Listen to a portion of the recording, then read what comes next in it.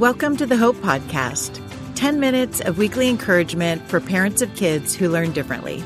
My name is Jimelle Carlson, and I'm so glad you're here. I hope you enjoy this week's episode. Hey friends, welcome back. I want to share some statistics with you.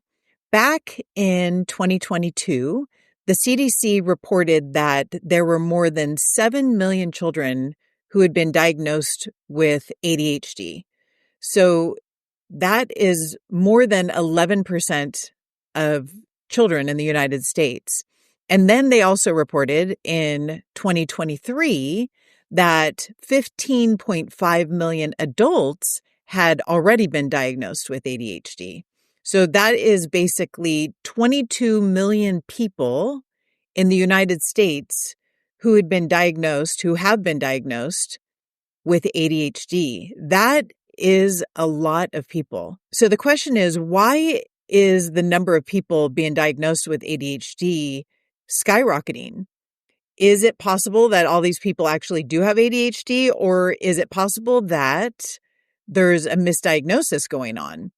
Well, I would like to explore that today because the reality is the symptoms of ADHD mimic the symptoms of early childhood trauma.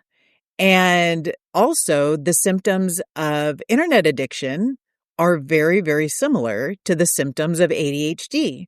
So with that in mind, is it possible that some of these people, some of these children in our schools who are being diagnosed with ADHD and being put on ADHD medications actually have some sort of trauma that ultimately needs to be resolved?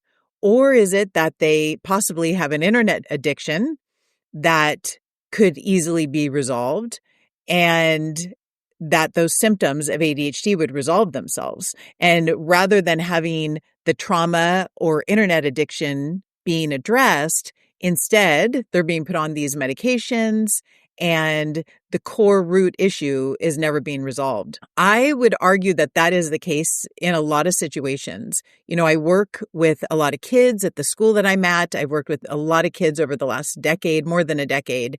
And I have been told, I've had parents come in with children that have been diagnosed with ADHD. And as I work with them, we discovered that there's a lot of times a situation where there's actually a trauma that has happened in their early childhood. Sometimes it's a medical issue that has happened that required hospitalization at a young age, or maybe just a challenging divorce has happened, or maybe it's an issue of bullying or something like that has happened earlier in their life. And the symptoms of that, like I said, can look very similar to ADHD. Symptoms of trauma can be behavior and attention issues at school, just like ADHD. There can be hyperactivity, an inability to sit still, attention seeking that goes on, negative view of themselves or a negative view of other people around them. Perhaps a child becomes oppositional and combative at times when they're struggling. Difficulties with executive function.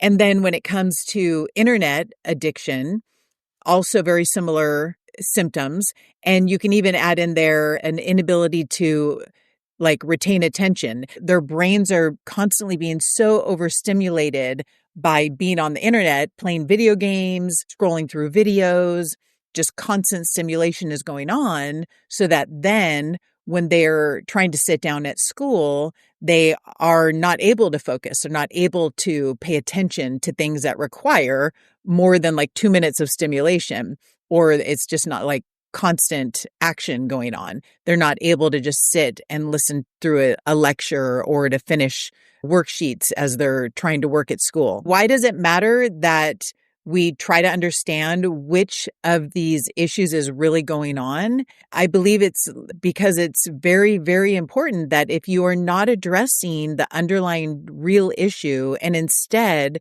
just medicating somebody, they're going to have to live with those symptoms the rest of their life, you know? ADHD medications that are diagnosed for children and adults can actually create more anxiety in someone who has trauma. It can do the opposite of what you're hoping for. I do believe it is very important that when your child is experiencing any of these type of symptoms that I just talked about, the behavior issues at school, the inability to pay attention, inability to focus, or starting to have anxiety and negative self-worth and frustrations with other people, I really would encourage you to not just immediately go to that ADHD title that is being given to so many people. I would explore trying to change different things in their diet, get better sleep, and try to do some stress relief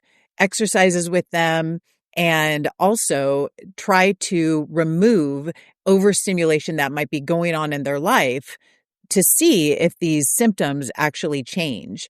And definitely, I would make sure that you are not just going to the doctor. I do agree with going to the doctor and having them check out your child, but I would say take it a step further and meet with an experienced psychologist who can kind of analyze the situation and explore different routes before you just go to a medication diagnosis like ADHD. So I hope that helps. I know that it can be very confusing for parents, and especially right now with so many diagnoses of ADHD, it can feel kind of scary. So I just wanted to clarify how so many different things can really look like ADHD, but actually not be ADHD. It is actually possible. I will say it is very possible to have both ADHD and early childhood trauma. And those two things combined, it's good to understand if that is the case, if both those things are happening at the same time, because if that goes undiagnosed, someone who has both ADHD and early childhood trauma is statistically much more likely to develop post-traumatic stress, which, if untreated, can create other symptoms for the child to actually have to work through as well. So I just want to encourage you to not settle for just the ADHD diagnosis and kind of explore these other routes just in case your child needs more support, and explore natural remedies. There's actually a podcast that I posted a few weeks back that talks about natural remedies for working through ADHD type symptoms. And so I encourage you to listen to that and explore natural remedies before you just automatically go to the use of a medication. So hopefully this information helps. I look forward to talking with you guys next week. I want you to hang in there. I know that if your child is struggling with any of these symptoms, regardless of why they're struggling with them, I know that means for you as a parent that you're probably worried, exhausted, and fearful for their future. I just want to say that I have worked with so many kids who have symptoms that, whether it's ADHD, trauma, or even internet addiction, I have seen kids work through these issues, work through these challenges, and end up having really successful experiences both at school and even on past graduation. So I want you to know that there is hope. Don't give up, and you can make it through. And I'm thinking about you, praying for you, and you're not alone in your journey. Okay, I hope you have a great week, and I'll talk to you next week. Thank you again for listening to the Hope Podcast. If you'd like to connect with me or offer suggestions for topics you'd like covered in future episodes, you can visit me on Instagram at Jimelle Carlson.